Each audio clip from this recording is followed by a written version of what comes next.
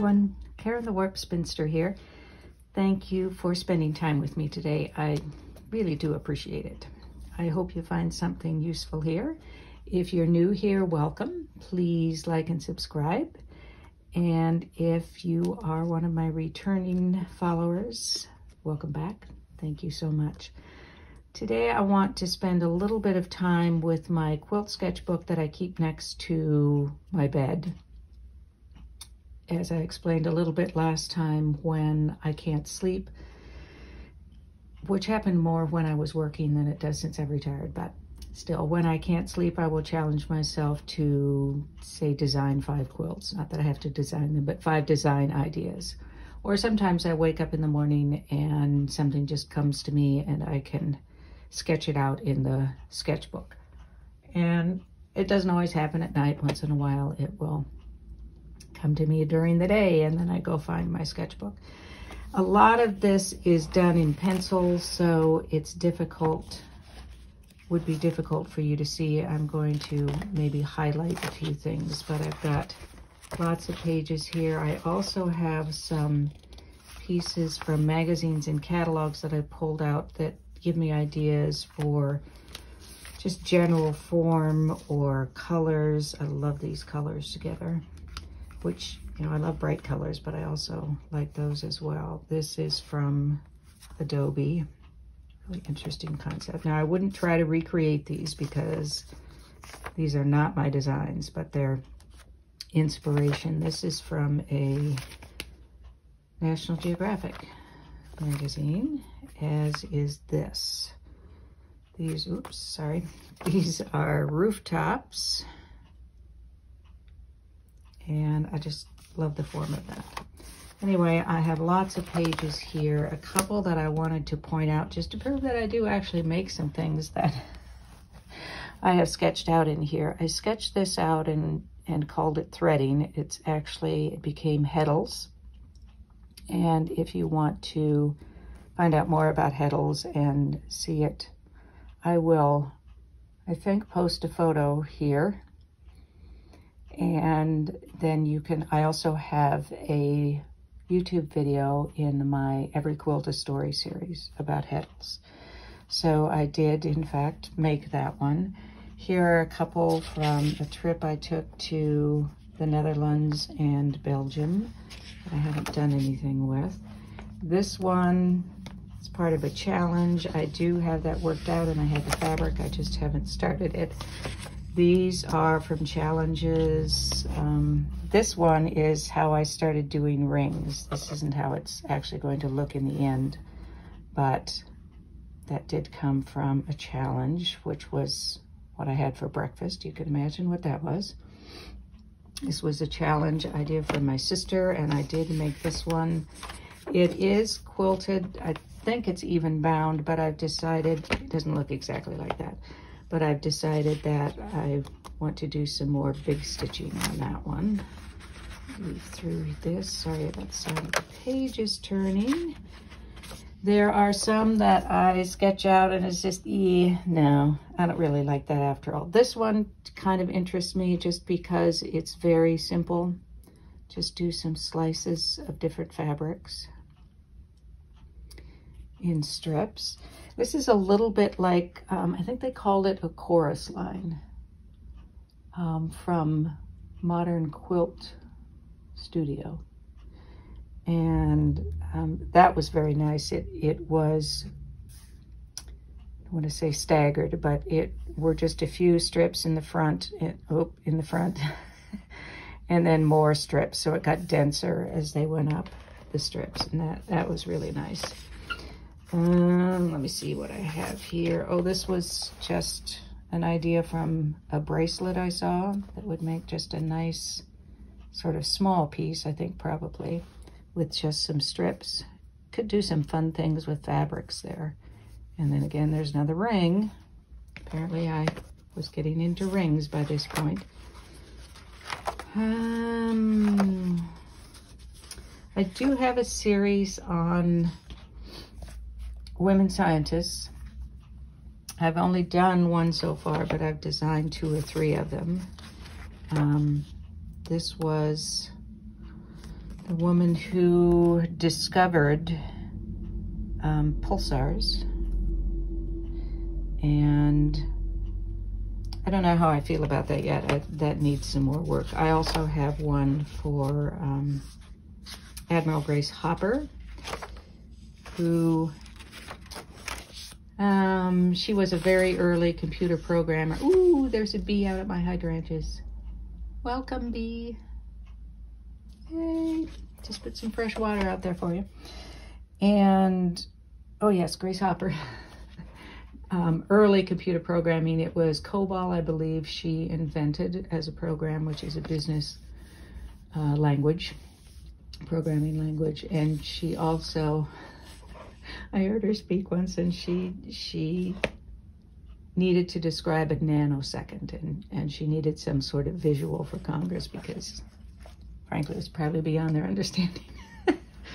So she called down to the shop and said, send me a wire that's a nanosecond long. It was pretty cool. Anyway, here's one for Ada Lovelace, who was more than many men will give her credit for in terms of punch cards and computer programming. So there's a whole series of that I'm working on. Now, some things that I'm thinking about working on today. I came up with this idea again, forgetting that I'd had it already. And this is to do just a wonky Dresden plate, which I think would be kind of fun. There would be probably a fair amount of applique going on there. Or maybe not. I could do some piecing, but it might end up wasting, it might be all right. Have to get the angles right. Might end up in some wasted white fabric. And I make little notes to myself. Do I maybe want white strips in between, or do I want them right next to each other?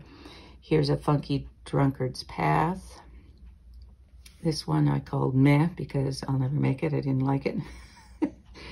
And then some ideas for funky pineapples that are left over. If I put them into sort of a friendship star configuration, what would that look like?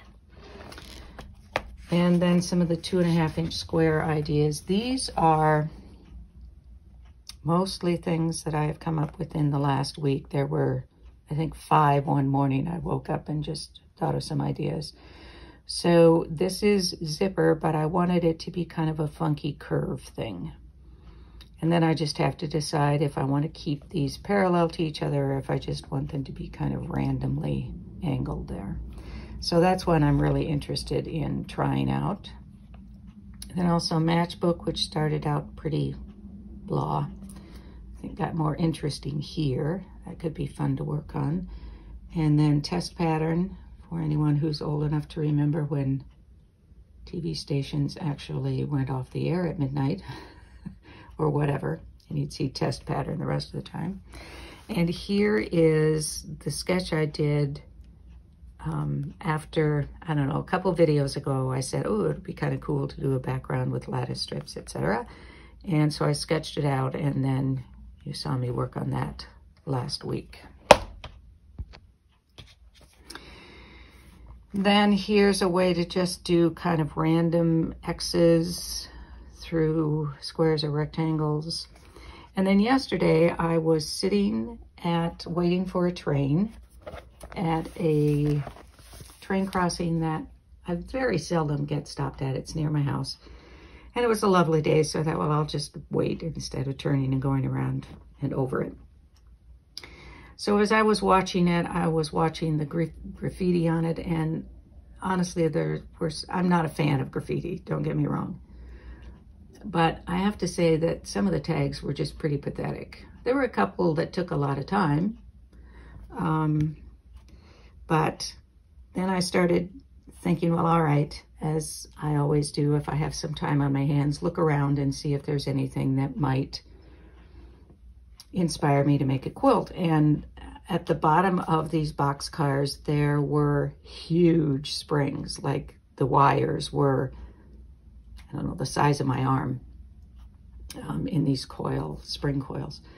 And I thought, well, how could I do something a little funkier with that just as an abstract kind of piece. And I seem to be in the mood for these quarter circles lately in my designing. So I decided I would represent the turn on the coils with these quarter circles. And I haven't decided, I don't think I want to put them on both sides. I think I want to alternate as if it's coiling around like that. I don't know if I want them to be the same width, all of those pieces, or if I want some skinnier and some wider. What do I want to put in between? Do I want to have equal spacing in between? So lots of things to think about, but I did want to come home and just put that down on paper as an idea, and it could evolve to be something completely different if I decide to work on it, and I kind of think I will. So that's the last entry in my book. So the two that I'm most interested in are the wonky Dresden Plate and this zipper. This one I've already done and worked out, and then the spring from the train. Doesn't mean I won't do the others, doesn't mean I'll do any of these three, but they're the ones that interest me most. And we will probably see those in upcoming weeks. I also have to go through this sketchbook more often because I see things in here that really are interesting to me still. This one is Yard Light. And in talking with my dad, we were in the later years of his life, we were trying to get him to talk more about his childhood and his time in Korea and World War II and marriage with mom, etc. And he grew up on a farm in Iowa, and he told stories. He helped to electrify the farmhouses in the small town that he grew up in when he was, I think, 16 or 17. Helped to, lay out the wire and pull the wire and all of that. When the REC, the Rural Electrification Corporation came through, commission, what's the C for? REC, Rural Electrification something. Anyway, corporation, I think. Anyway, cooperative, that's it, cooperative.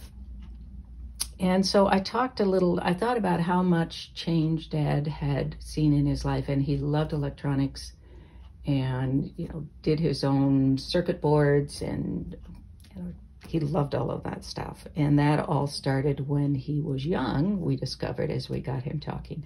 He really had an interesting life.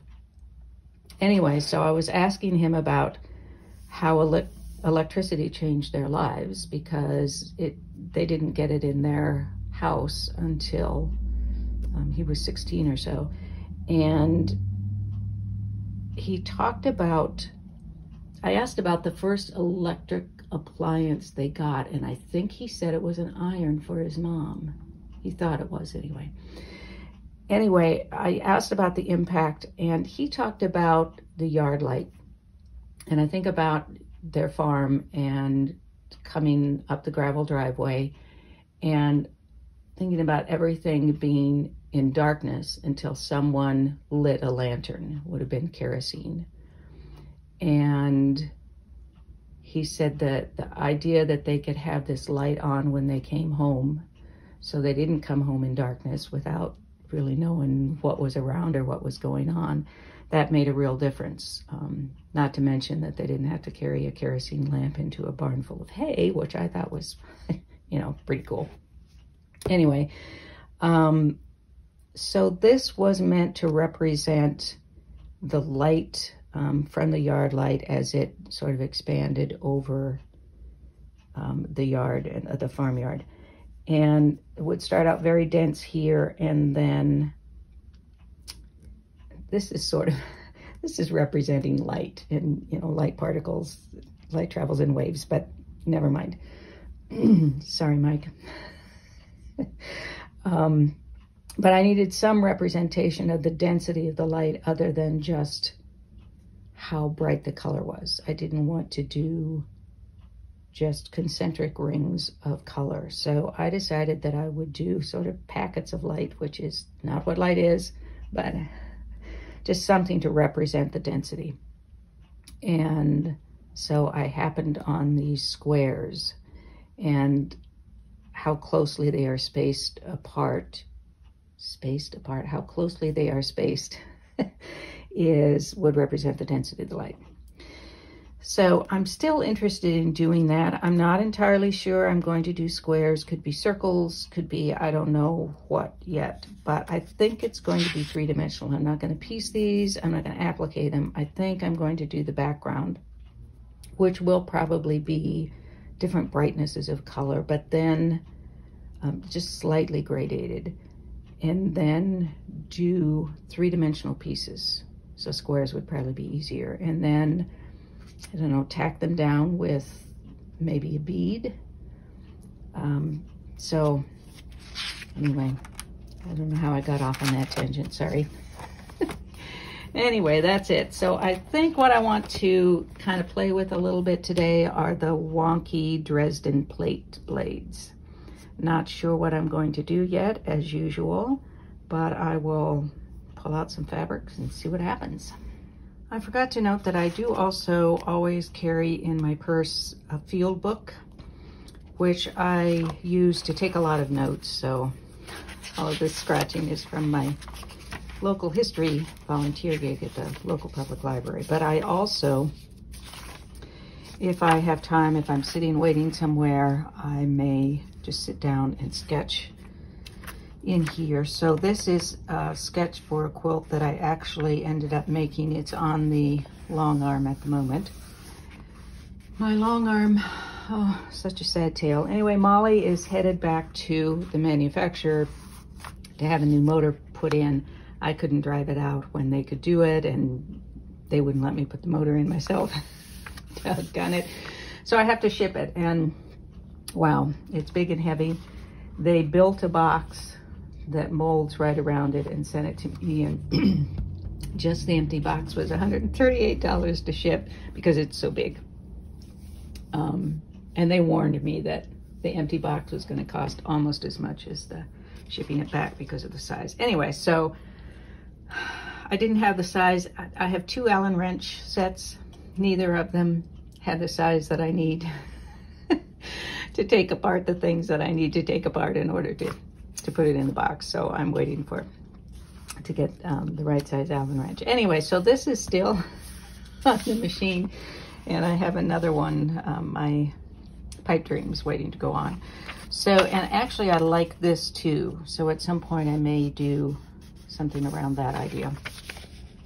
And then here are some other things that I sketched out for fabrics, actually. Here is my initial sketch for Pipe Dreams. And I did these while the scanner was working. One of the things that what I'm doing basically is scanning photos and cataloging them into an online system so they're available to the public. And while the scanner is running, I can sit and sketch things. And so that's what I did with those. And then last week I came up with some other ideas. There was a photo that I was scanning that was from the 50s, I think. And I looked at the grill work on the cars, and I thought, oh, well, that'd be kind of interesting. And then this is just a little more from another quilt I designed. So I always have something with me, as well as having the sketchbook next to my bed. On to fabric. Here is what I will be working with. My crumb tin, which has turned into kind of my scrap tin while I'm working up here, is way full. So I need to be using some of that. And then I also have some pieces from Pipe Dreams. Now, I really don't design my patterns to have this much leftover fabric, but this was caused by 2 things. Number one, I thought that some of the pieces I had ordered 1/3 of a yard, but I guess I actually ordered 1/2 a yard, so I had extra from that. Plus, I started doing the cutting when I was at a retreat with some friends, and I was chatting while I was doing it and not paying attention. And when I originally designed it, I just mapped it out, the cutting out on paper, just sketched it out to figure out how much fabric I'd need. And for some reason, I didn't put the 1/4 inch or the 1/2 inch seam allowance on it. So, well, seam allowance is a 1/4 inch, but add 1/2 inch to the pieces. And for some reason on my diagram, I just sketched, you know, 10, 5, whatever. And that's how I cut it because I was busy chatting with my friends. So note to self, I don't cut while I'm chatting with people. So I had some miscuts. All right, so I've got all of those plus what's in my tin here. And the basic concept, I'm going to do just a couple of plain ones here. Sketchbooks out. I have to remember to put that one back in my purse because I will need it. So the general concept, if you can see this purple here, is to just do random angles, and they can be pretty wonky. I'm going to lose some of this in the end, of course. I might have some pieces I could use in crumbs for small crumb quilts.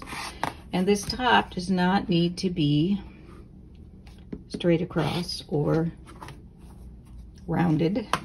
That's too small, Karen. That one you can toss. So might have a piece like that, and then let's get something with good contrast here, and I'm going to make that one longer. Now, I'm not at all certain that I'm going to be using solid blades here, solid Dresden Plate blades. I might, in fact, be striping them or crumbing them or something. And let's make this one more like that.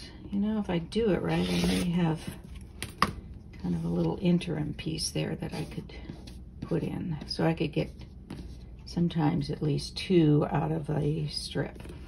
In this one, I want it to go angle this direction up there.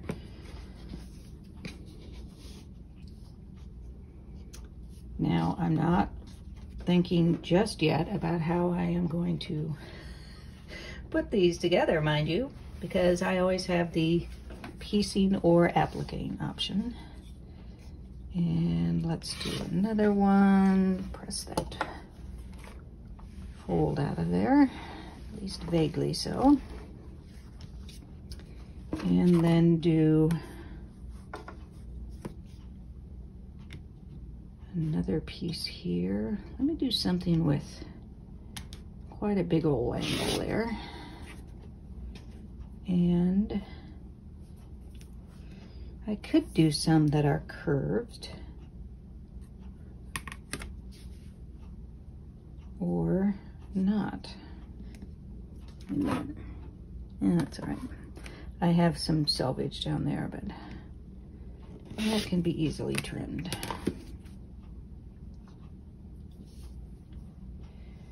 And then just keep moving around. So let me take some of these pieces that are the second cuts and keep moving through it. Now I may, this is too narrow. Well, unless I applique. I could have narrow strips in between. Let me, I've got some white strips here in my crumb tin. So I could do some strips in between if I wanted to.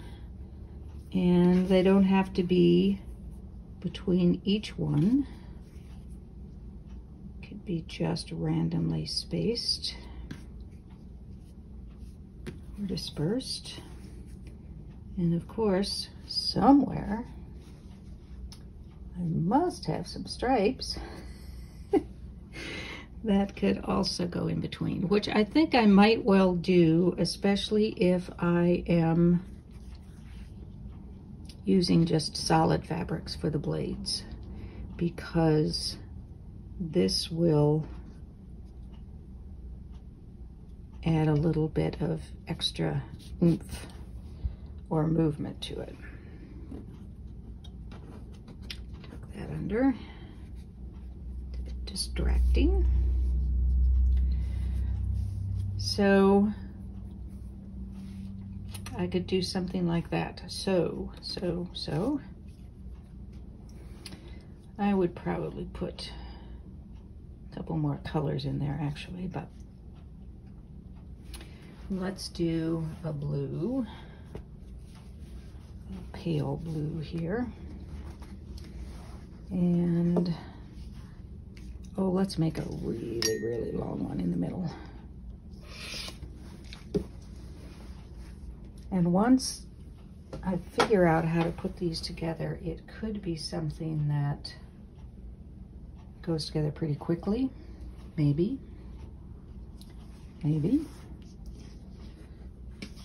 maybe not. The way my life has been happening of late, it is very difficult to say. Excuse me, what might happen. I've got a couple pieces that are straight across there. Don't know that I like that, so this one. Whoops, sorry. Hitting my cup of water. And then I'm choosing to not do a pointed end because that's classic. And I'm not trying to do classic here. Love classic. I really, really do. Dresden plates are one of my favorites, but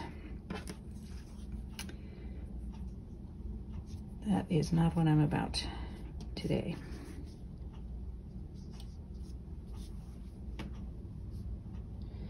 Then you could also do just some really fun embroidery kind of stitches or embellishments too. And oh, it like needs a circle, doesn't it? It needs a circle of something. What do we have? Ooh, a nice big old gold circle. I probably have one floating around somewhere, but can't see it, so I'm going to cut one freehand, which is going to be frightening. Really, when you see it, it's just going to be frightening. But it will give us an idea. And who's to say that wouldn't really need to be a circle? It could just be an oval or a blob. I'm pretty good at cutting blobs. That would be easy.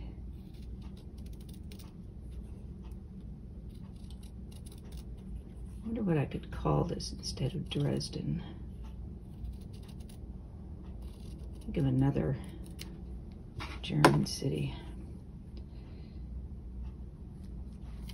Oh, okay, this is gonna start to get really fun, isn't it? It's a party. It's a party in Dresden. There we go. Party in Dresden.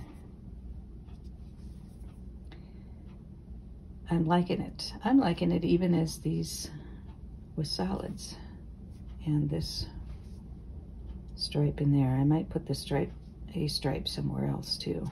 All right, so I'm going to think about how I'm putting this together. This stuff is easily pieced. This I could piece by matching up that angle and going off in the, but I would end up, I think, wasting quite a bit of white fabric as I started to put them together. So, for the sake of trying something out, I am going to, am I? The other, I was thinking about piecing these straight edges and then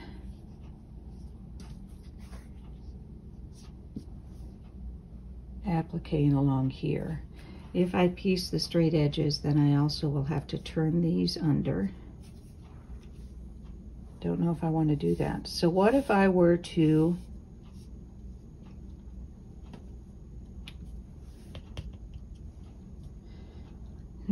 lay these out on top of each other or next to each other, however you want to look at it, and then do decorative stitches So like down the center here, that will catch both of those. I think I'm going to try that. We could just have a lot of fun with this concept. So I'm going to do this, and then maybe later today, but more likely next week, we can start changing these out. So doing strips or crumbs or whatever's in those. But I'm going to just start out with the concept here of solid fabric, except for that. And I do like that in there.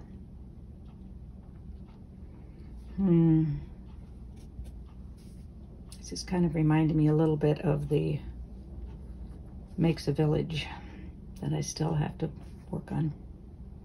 It's true. And then down here we could do just a really funky kind of curve. Party lights in Dresden. So I'm into my Hollywood thing with the spots again. All right, so I'm going to do this, am I going to, yes, I'm going to put it on white fabric because me, in spite of art directors saying that people don't want white backgrounds, I beg to differ.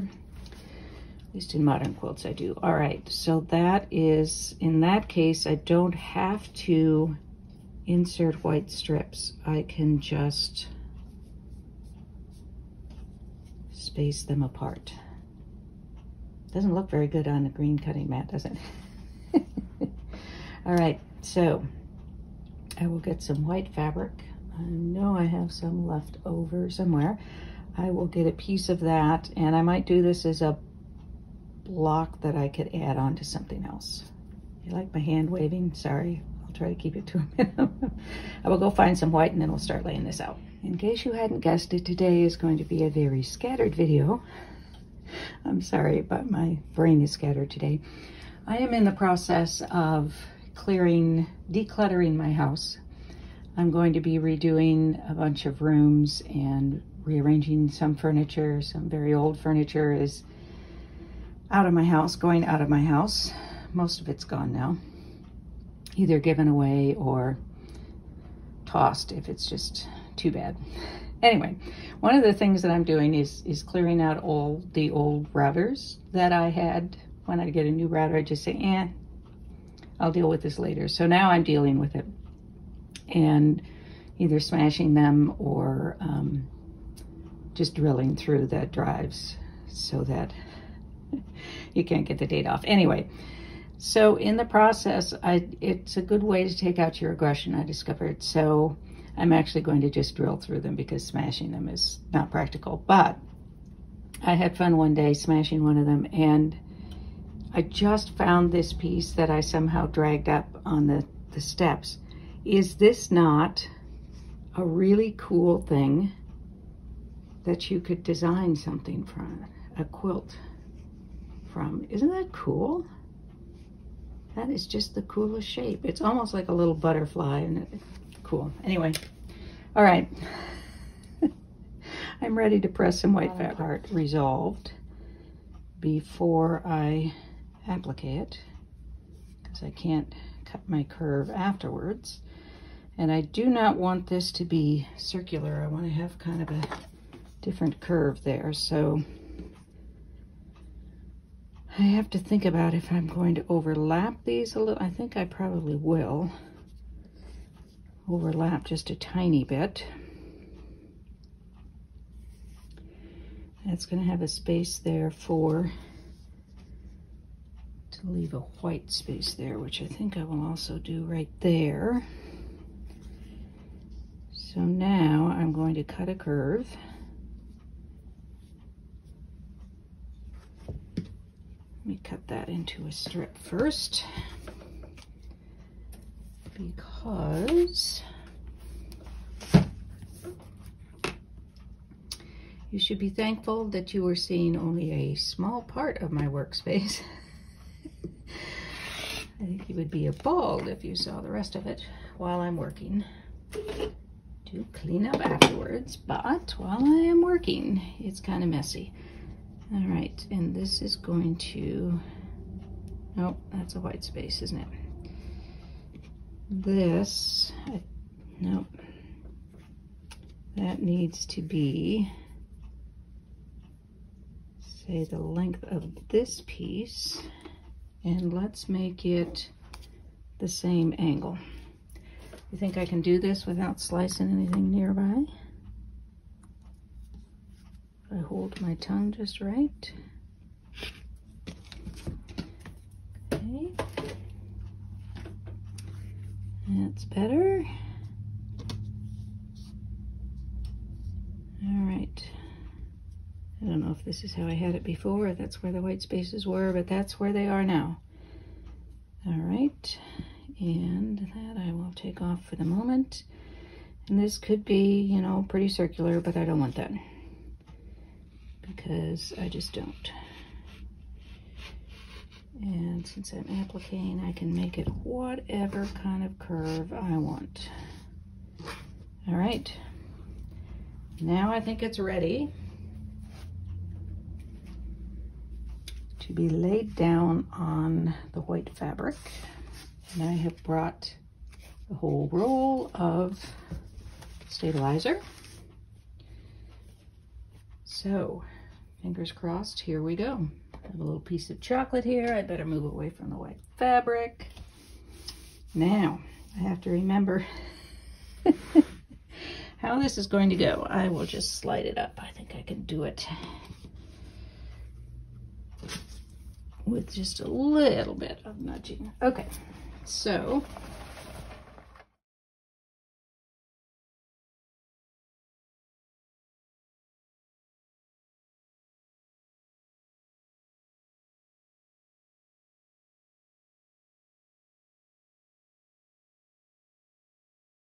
the pins are also holding the stabilizer so it doesn't shift any.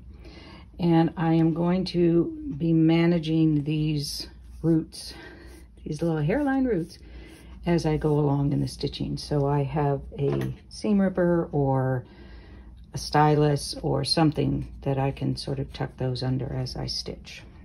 If I had done fusible web underneath them and then cut them, it would not have, I would not have had that issue to deal with. I realized that I have done my now famous hit the record button at the wrong time and record the wrong thing and don't record the thing you want to record, and I have done that again. So just to review here, I used a glue stick to attach these. I arranged them first and I then glued them top and bottom here, just dab of glue to hold them in place. And because I have this curve that I need to match up down here, I put my glue here first to make sure that is right, and then smooth it up, almost smoothed it up enough, and glued the top. Once I do the stitch down one side, then I can sort of release the glue so that I can make this straight. I've also put pins in here just as an extra hold, because as I'm wrestling around the machine, I want to be sure that the glue isn't going to come unglued and I'll end up with a mess. So when I'm doing, and I have interfacing underneath. So the stitch that I'm using is that sort of railroad stitch that I really like. And I missed a couple of hairs in there that I'll go in and trim out. But overall, I like the look of that stitch. And if I stitch right along the edge, then I'm catching that stuff. Again, it would have probably been better and less messy if I had done fusible web, but I didn't. So there we are. And now I'm going to continue. I'm going to use the same stitch, I think, on all of them. I decided as I was stitching this that I'm not going to stitch right up to the ends. I started to do that here, wish I hadn't, but I'm going to stop and start a little bit from the edge, just so the stitch that comes along at the top and the bottom isn't going to overlap too much and make an ugly blob there. So I will continue doing some stitching.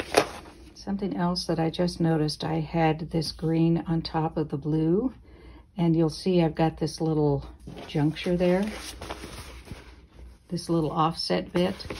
So what I really need to do is the longer piece needs to be on the top. If you're not overlapping them, it doesn't matter, but when you do overlap them, the longer one needs to be on the top. A few things to note. There are lots of little hairline roots, especially showing on this because, of course, the color is so much contrast against the white or whatever's next to it. So I can deal with those, I think. Take me a little time after I finish the stitching, but I think I can do it. Things look so much better when stitched down, don't they? This section here, the white strip, or the empty strip as it turns out, worked out okay because it was wide enough that these stitches weren't running on top of each other. However, over here, this is very narrow. So I don't want to, here it would be fine just to do a stitch across the two of them, but as I get up here, then it's going to ravel more under there because I haven't caught both edges with the straight part of the stitch. So I am going to, I think, trim this down, this one down carefully so that it's a more even and wider strip of white in between here in the background. The other thing is I'm noticing that I like having this accent of the railroad stripe. Let me zoom in a little more here. But I don't like it all that way. So I would be perfectly happy with, say, these two strips done, but not this one in that stitch. I just don't like the look here, and I'm not going to take it out because that will ravel things too much.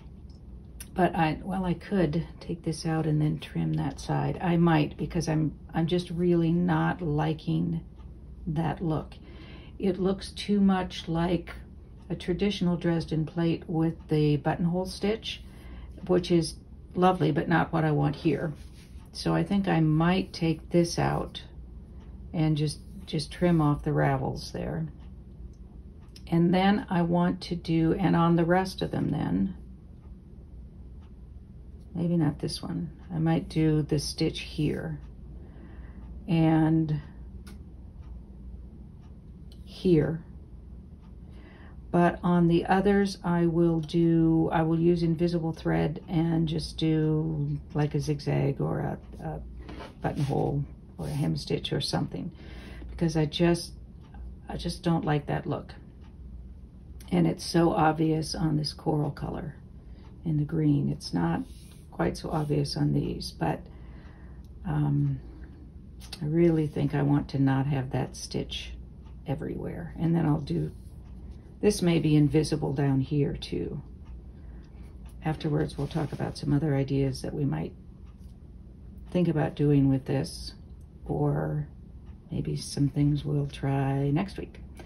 So I am going to trim that off a bit, lesson learned, and also rip that out and trim it a bit, another lesson learned. Also, just as I started at the bottom when I was tacking this down with a glue stick, if you have something where the curve really needs to match up, then you would begin stitching at that end and work your way up here, so that if things have to be smoothed out, if it starts to shift a little bit, you're still going to be okay at the more critical junction down here. A couple of things to do, and then I'll switch to invisible and do those and come back. So once I rip that out, I just flip that piece over, cut it with a rotary cutter, and now I've got a nice straight clean edge there again. And here is the party going on in Dresden. I am much happier since I opted to do, this is just a simple zigzag with invisible thread. that I did on some of these just because this became overwhelming.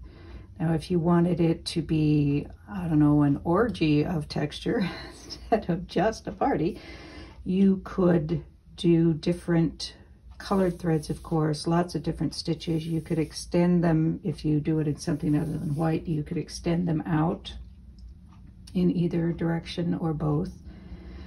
I also opted to do this curve and the tops in invisible thread with a zigzag just because I wanted the focus to be on these pieces, not so much on the stitching. Now, if you want the stitching to be a focus, again, of course, you could even do metallic threads and all kinds of fun things and do things around it. I have left the stabilizer on the back because I don't know what else I might do with it. I might do some more decorative stitches or whatever around it. But in general, I'm pretty happy with how this turned out. The light is a little funky here. It's a little brighter than you're seeing it here, but I like the general look of it. I have a couple of ideas for what else I might do along these lines with this general idea. And I've decided that I'm going to do the circle in with hand applique. And I've got that piece ready to go. Not quite sure yet where I'll place it. I'm pretty sure it's going to be over here. It's just, I don't know, against that blue somehow just doesn't do it for me. So I think it might be there. Not there. I think somewhere around there. This looks, now that I look at it, a little bit like, I don't know, some abstract illustrations of a city where you're looking up and the perspective is that you're seeing all these tall buildings looming away from you. So maybe that's part of the party in Dresden. I don't know how many tall buildings Dresden has. I think that's it. I have another one of those songs stuck in my head. It's Queen's Bohemian Rhapsody. Something about when I'm going more slowly and carefully in my sewing when I'm doing the edges on here. Somehow it sounds like Scaramouche, Scaramouche, can you do the fandango? So now I'm singing Bohemian Rhapsody. If you want. All right, that's it. I'm even finished with my scattered meanderings. Next week, I think I'll do some more with this concept, not necessarily this piece. This piece is almost okay just on its own. Again, I'm going to leave the stabilizer there. Not sure what will happen. There could be some, you know, if I'm thinking of this building, I could do something that would sort of mimic windows, but I don't know. I'm kind of liking it this way. I'm not entirely happy with this curve down here. It's a little funky. I should have trimmed that a bit before I did the stitching there, but overall, I'm pleased. Let me know what you think, how you would do things differently, what you liked, maybe what you didn't like, and some other ideas for what you might do with this general concept. And we'll explore some next week that I have. If you have some to share, we can talk about those as well. Thank you for joining me today. I appreciate it. I don't know how long this video is going to be for you, but it's been about 4 hours for me and I'm getting hungry. So I need to go have some lunch and then I have some painting to do after that. I will see you next week and we'll play some more in Dresden, I guess. In the meantime, be well, be safe, be happy, be quilting with fun. All right, that's it. I'm even finished with my scattered meanderings. Next week, I think I'll do some more with this concept, not necessarily this piece. This piece is almost okay just on its own. Again, I'm going to leave the stabilizer there. Not sure what will happen. There could be some, you know, if I'm thinking of this building, I could do something that would sort of mimic windows, but I don't know. I'm kind of liking it this way. I'm not entirely happy with this curve down here. It's a little funky. I should have trimmed that a bit before I did the stitching there, but overall, I'm pleased. Let me know what you think, how you would do things differently, what you liked, maybe what you didn't like, and some other ideas for what you might do with this general concept. And we'll explore some next week that I have. If you have some to share, we can talk about those as well. Thank you for joining me today. I appreciate it. I don't know how long this video is going to be for you, but it's been about 4 hours for me, and I'm getting hungry. So I need to go have some lunch, and then I have some painting to do after that. I will see you next week, and we'll play some more in Dresden, I guess. In the meantime, be well, be safe, be happy, be quilting. Peace out.